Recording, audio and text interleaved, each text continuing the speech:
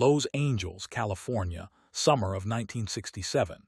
The most prestigious martial arts gymnasium in the city is about to witness a confrontation that will be etched into the memory of everyone present. Joe Louis, national karate champion, an impeccable record of 32 consecutive victories. He just made a declaration that would resonate throughout the entire martial arts circuit. He claimed he was faster than Bruce Lee. Louis's arrogance was not unfounded.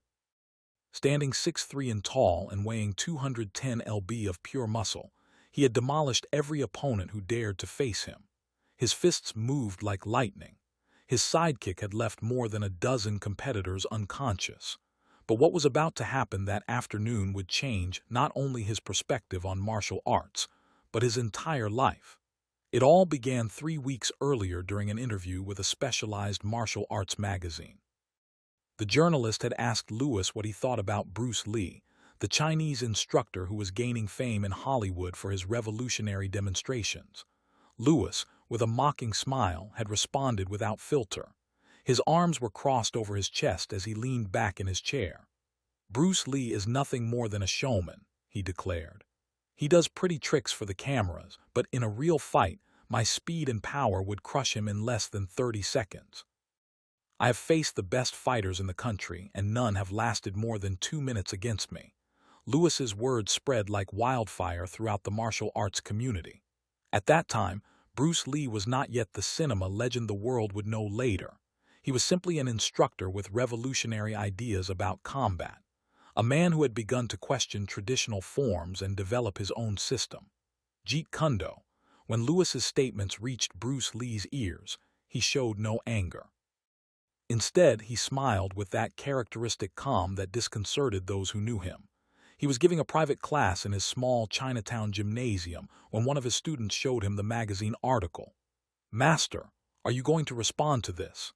the student asked, expecting to see some reaction of fury or indignation. Bruce carefully folded the magazine and set it on a table. His dark eyes shone with a mixture of amusement and determination. "I do not need to respond with words," he said simply. "Words are wind. Truth is demonstrated through actions." That same afternoon, Bruce did something unexpected.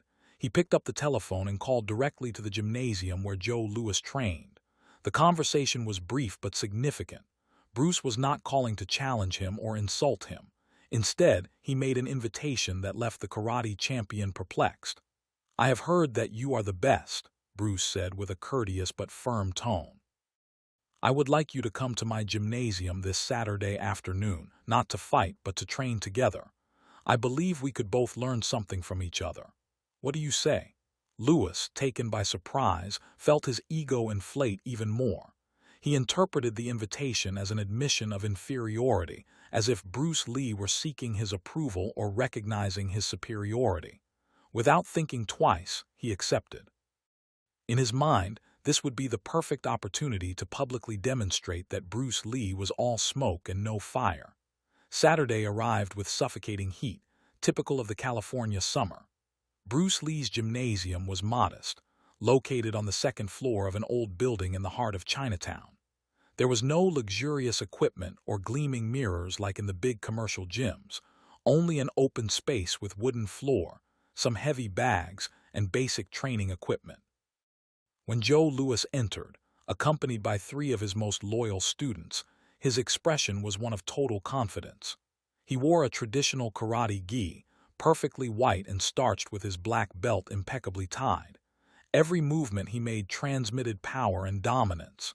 He was the perfect image of an undefeated champion. Bruce Lee waited for him in the center of the gymnasium, dressed in simple black pants and barefoot. His bare torso revealed compact and defined musculature, very different from Louis's massive volume.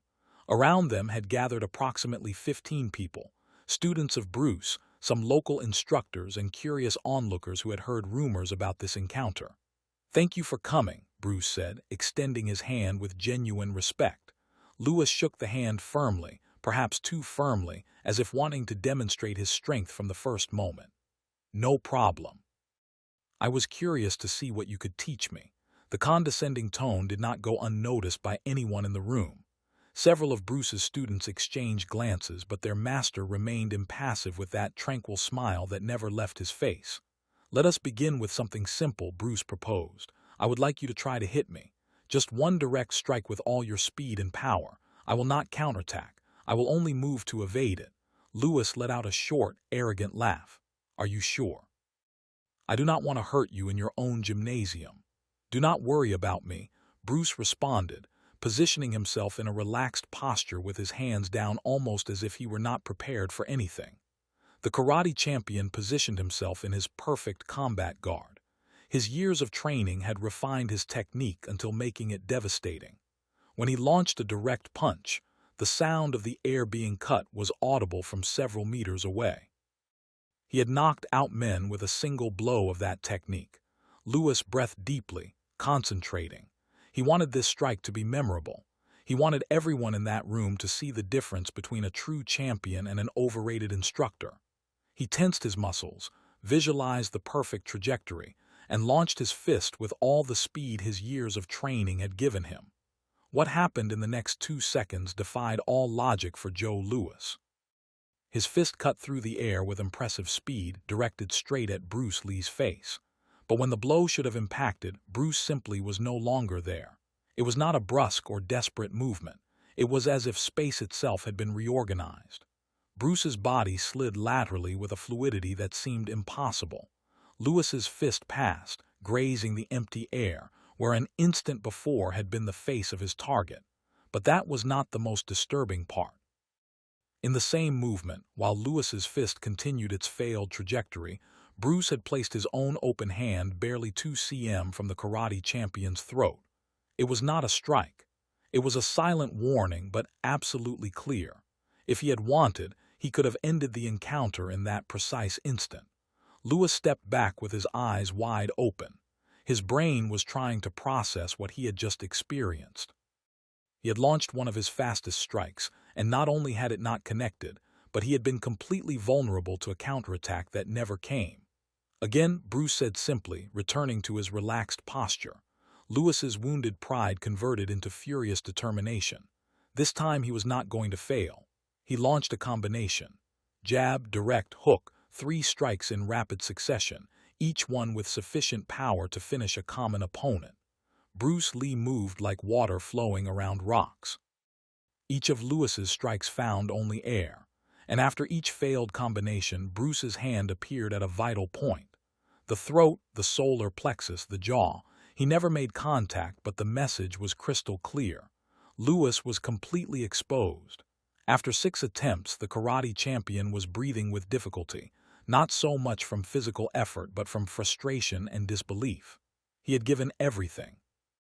He had used his best techniques, his most devastating speed, and he had not managed to even graze this man who seemed to dance between his strikes.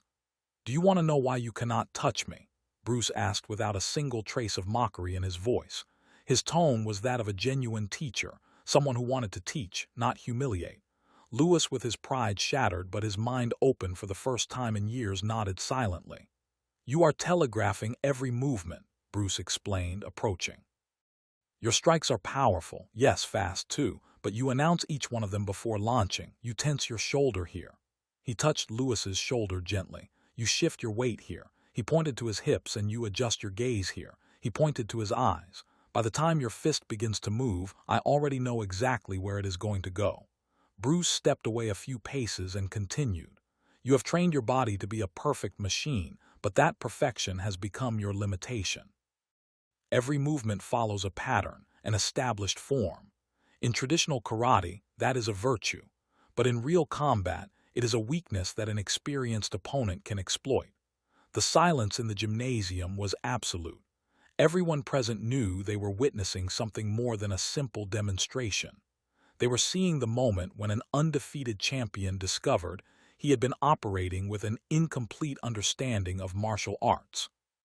"Now," Bruce said with that smile he had maintained throughout the entire encounter, "let me show you something."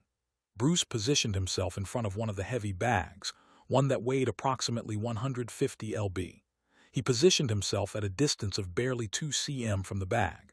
Then, without any visible preparatory movement, Without pulling back his arm or rotating his hips in an obvious way, he launched a strike. The sound was like thunder in the enclosed space. The bag folded in the center, absorbing an impact that seemed impossible given the lack of distance in the strike. But the most impressive part was the speed. Lewis, who considered himself one of the fastest strikers in karate, had barely seen the movement. It was like a blink, a flash of movement that defied his capacity of perception. This is called the one-in punch. Bruce explained. It is not about brute muscular force or pure speed. It is about the efficient transfer of energy using the entire body as a coordinated unit, releasing power without prior tension that telegraphs your intention. Bruce spent the next 2 hours working with Joe Lewis. It was not a traditional class. There was no humiliation or ego. It was a genuine transmission of knowledge from one martial artist to another. Bruce showed him how every unnecessary movement was a lost opportunity, how economy of motion could multiply effectiveness, how the rigidity of traditional forms could be both a strength and a prison. Lewis, to his credit, absorbed every lesson with the humility of a beginner. His ego had been dismantled, but in its place, something much more valuable had been born, a genuine hunger to learn and evolve. At the end of the session, as Lewis prepared to leave, Bruce put a hand on his shoulder. "You have extraordinary talent," he said sincerely. "Your speed and power are real, but now you know there are levels beyond what you had imagined. The question is, what are you going to do with this knowledge?" Joe Lewis looked Bruce Lee in the eyes and for the first time in years smiled with genuine humility. "I am going to learn. If you accept me as a student, I want to train with you." That afternoon marked the beginning of one of the most fruitful master-student relationships in the history of martial arts. Joe Lewis would become one of Bruce Lee's first private students, and under his tutelage, he would evolve from being simply a powerful fighter to becoming one of the most complete and technically sophisticated champions of his era. Years later, long after Bruce Lee had become a worldwide legend of cinema and martial arts, Joe Lewis would reflect on that day in an interview. His words would resonate with wisdom gained through experience. "That day, I learned the difference between being good and being great." He said, "I was good, perhaps even excellent in my style, but Bruce was on a completely different level. It was not just his speed or his technique. It was his profound understanding of the fundamental principles of combat. I realized I had been looking at martial arts through a tunnel, seeing only what my traditional training had shown me. Bruce taught me to open my eyes and see the complete panorama." The story of Joe Lewis and Bruce Lee became legendary in the martial arts community, not as a tale of humiliation and defeat, but as a testimony to the power of humility and willingness to learn. Lewis never denied what had happened that day. In fact, he shared it openly, becoming one of the greatest defenders of Bruce Lee's philosophy. The encounter also revealed something fundamental about both men. Joe Lewis demonstrated that true strength does not reside in never failing, but in how one responds when limitations are exposed. Bruce Lee demonstrated that true mastery does not need to humiliate in order to teach, that knowledge shared with respect and compassion is infinitely more powerful than any demonstration of dominance. The lesson is clear. No matter how experienced we are, no matter how many victories we have accumulated, there is always something new to learn. True greatness lies not in believing we have reached the peak, but in maintaining the humility to recognize that the path of learning never ends.